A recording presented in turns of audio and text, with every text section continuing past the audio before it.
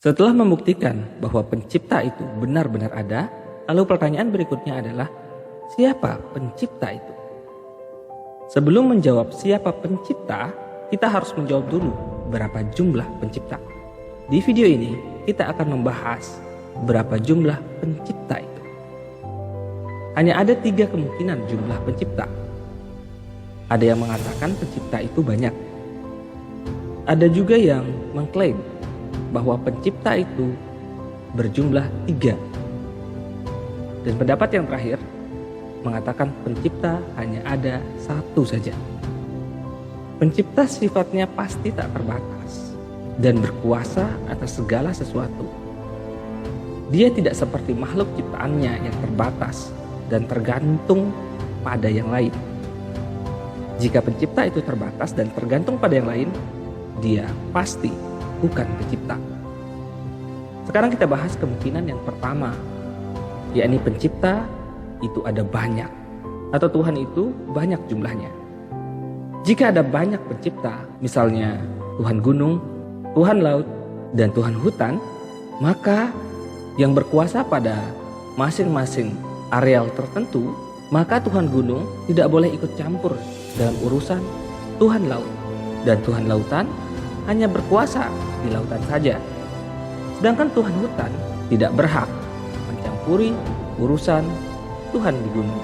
Itu berarti masing-masing Tuhan ini sifatnya terbatas. Masing-masing punya tugas tertentu, menyebabkan kekuasaan mereka dibatasi oleh kewenangan Tuhan yang lain.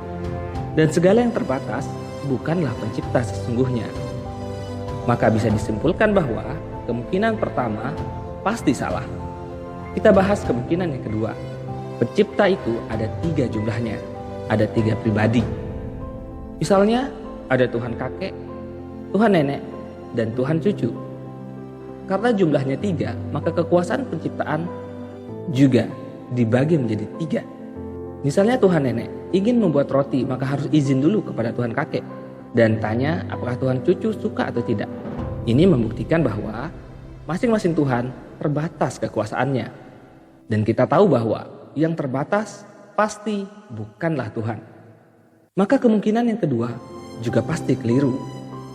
Jika yang mereka maksud itu Tuhan memiliki 3 pribadi tapi dalam wujud yang satu, pernyataan ini lebih membingungkan lagi. Karena setiap Anda menyebut Tuhan kakek, maka wajah kakek yang akan Anda bayangkan. Dan ketika Anda menyebut Tuhan nenek, maka wajah nenek yang terlintas dalam pikiran Anda.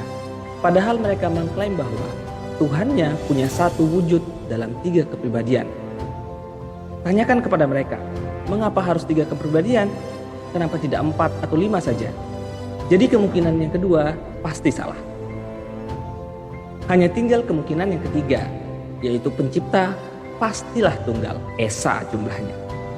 Karena hanya dia satu-satunya pencipta, maka kekuasaannya tidak terbatas. Kekuasaannya tidak dibatasi oleh Tuhan-Tuhan yang lain. Dan dia tidak berawal dan tidak berakhir. Dialah satu-satunya yang berkuasa atas segala sesuatu. Dia tidak membutuhkan segala sesuatu. Jadi kesimpulannya adalah pilihan ketiga pasti benar. Bahwa Tuhan itu mutlak ada dan jumlahnya 1. Esa.